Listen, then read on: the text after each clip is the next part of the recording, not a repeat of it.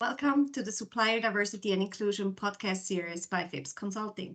In this podcast series, I speak with international guests who share their experience on supplier diversity and inclusion. Today, I speak with Claire Gichuki. Claire is the Global Supplier Diversity Manager within Unilever's Global Social Procurement team.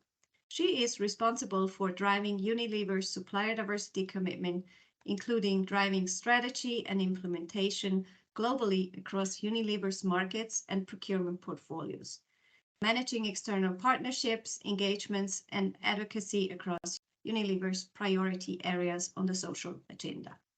She has over a decade-long experience in procurement, 7 years of these being in various management positions in Unilever Kenya, Ethiopia, and now global. Thanks a lot, Claire, for being here. And thank you for having me, Andrea. I'm super excited to be here. Thank you for the Thanks. invite. Thank you, Claire. So, where do I talk to you today? I am currently based in Rotterdam, Netherlands. That's where Unilever has its head office. But I am originally from Kenya and I have worked in the Unilever East Africa business for the past 6 or so years before I moved to Rotterdam. Wow. Yeah, what a change, I guess, from Kenya to the Netherlands. So, but let's talk about Unilever's supplier diversity efforts, and maybe you can tell us when and why did Unilever launch its supplier diversity program? Thank you for that question, Andrea. I can take you to the very beginning where Unilever has a purpose to make sustainable living commonplace, right? And in January of 2021, we launched our social commitments and actions, which are aimed to help build a more equitable and inclusive society, right? As part of these compass commitments, we launched our supplier diversity commitment. Unilever has always been at the very forefront of driving diversity and inclusion, especially in our workplace. In 2020, for example, we achieved gender balance across management globally a year ahead of our target. We also have a program called, a campaign rather, called Unstereotype, where we aim to ensure end-to-end marketing inclusivity, right? So on the back of these diversity and inclusion efforts, then we thought and decided that focusing on supply chain diversity should also come into, come in as part of our diversity and inclusion efforts. So in January 2021, we launched our commitment to spend 2 billion euros with diverse suppliers by 2025 globally. Wow, very impressive. And I love that you had this D&I efforts internally in your workforce and then decided to really look at your supply chain because there's so much opportunities to have diversity and inclusion efforts in a company's supply chain and not just internally. So how does Unilever define supplier diversity and inclusion? Um, well, supplier diversity and inclusion is it's a strategy, and it's a strategy to increase opportunities for diverse businesses. And we define diverse businesses or diverse suppliers as those that are at least 51% or more owned by underrepresented individuals whose management and business operations are controlled by one or more diverse individuals. This could include women, it could include persons with disability, it could include other minorities, really depending on country-specific designations. But we are aware that there is a need really to rethink this definition, not just by Unilever, but by supplier diversity stakeholders, just to make it a more inclusive definition, which is really the aim of supplier diversity strategies. So we know that some organizations, for example, consider social enterprises. In India, for example, we know that SMEs are considered a protected group. However, that does not fall within our definition. We had a very surprising example, Andrea, where we found one of our suppliers who is 50.67% woman-owned. So the question is, do we or do we not consider them as, diverse businesses, considering this very, very strict standard foundational, very US-based 51% definition? Right.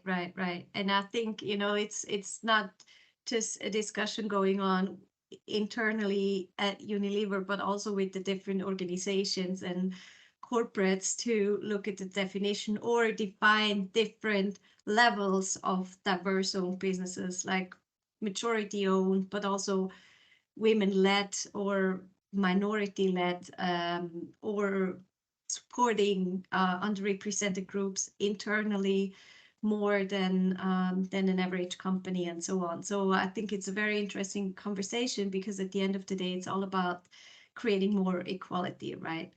Exactly. It's all about creating wealth opportunities. It's all about creating opportunities, really, and impacting our world socially. Very good. So is there anything besides that conversation, or besides what we just heard, that differentiates Unilever's supplier diversity efforts from other corporates? Yes, a couple of elements stand out about our program. So firstly, our program is a global program. It's a worldwide program. Most corporates have US-based targets and US-based programs. Our program is very, very global. And the reason why is because, it's relatively easier to implement supplier diversity in markets like US or South Africa, where the systems and the certification infrastructure and the mandates are all set, right? However, we realize that there are greater gaps that exist in other markets where such like systems and infrastructure does not really exist, or where it is limited. And that really is what social impact is all about. It's going to where there is extensive inequality or inequality, and really causing change in those markets.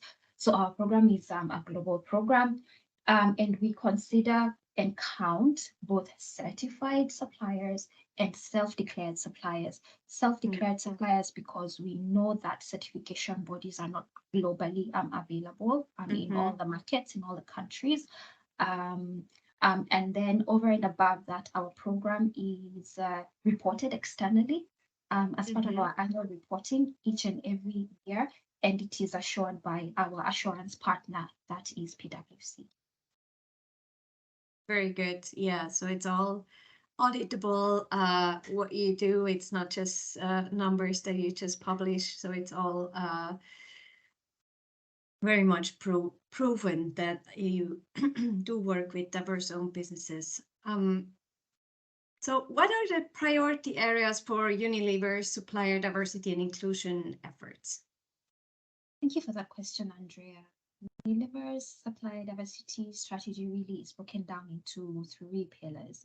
The first pillar is to increase spend with diverse suppliers at a tier 1 level. And in this pillar, we set very ambitious yearly goals broken down by market, by portfolio business groups, and we track their achievement on an ongoing basis, particularly through our supplier diversity dashboard.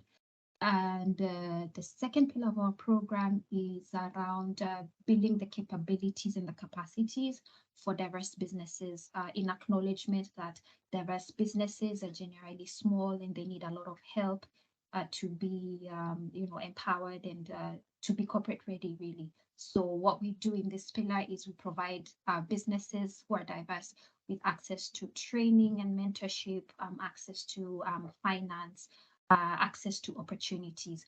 And maybe I can give a few examples. I can give the example of a program that we launched very recently, which is the BSIN Accelerator Program in India. And in this program, we shortlisted 14 diverse startups in India that have good opportunity to become, suppliers to corporates, and we will be taking them through a couple of months of acceleration, and hopefully they will become part of Unilever's supply chain or other corporates supply chain, really. Then another program that we are part of is the MSD UK Accelerator program. Unilever has been a sponsor from the very beginning in 2021. And this year we sponsored, I believe, the third cohort that is both UK and Europe ethnic minority businesses. So really, we do endeavor to build the capabilities of diverse businesses, whether or not it is for purposes of our supply chain. And then the third pillar is around partnering with our suppliers to drive positive social change. So in this, we encourage our strategic tier 1 non-diverse suppliers to sign the Supplier Diversity Promise as a commitment that they will join us on our journey and focus on supplier diversity as a priority at a tier 2 level, and then report, be part of tier 2 reporting. Yeah, that I think there's such a huge opportunity also on kind of what you just mentioned, which is also going into a tier 2 program, right, where you ask your tier 1, especially bigger tier 1 suppliers, to look at their supply chain as well and provide or report their diverse spend back to you as their client.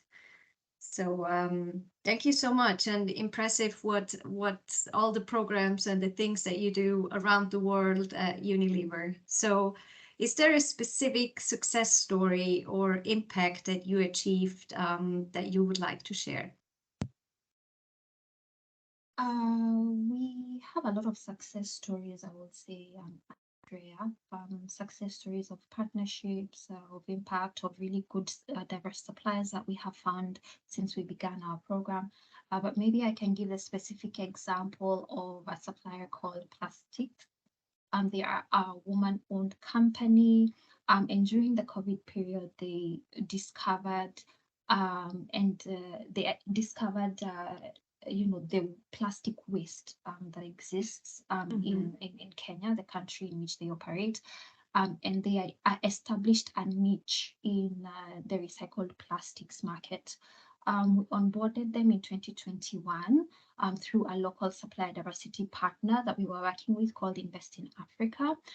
And in line with Unilever's goal to reduce our plastics footprint, they have supplied us with a point of sale material, which is 100% post-consumer recycled plastics. And it has translated to approximately 10 tons of recycled plastics uptake by Unilever. Wow. Since they did such a good job in supplying us with, marketing materials, we are working with them and developing them to be able to supply us our packaging material for some of the local brands that we have. And we also recently sponsored their certification by WeConnect. And they were one of the first suppliers to be certified by WeConnect in Kenya. So something that we're very proud about. Awesome. Thanks a lot for sharing this great story. And it really shows what can be done or what can be achieved with involving your supply chain in your diversity and inclusion efforts. So it's really great story. Thank you for sharing that, Claire. So and also we're almost at the end. Unfortunately, we could talk forever, but I would like to ask you one last sentence or thought that you want to share with the audience.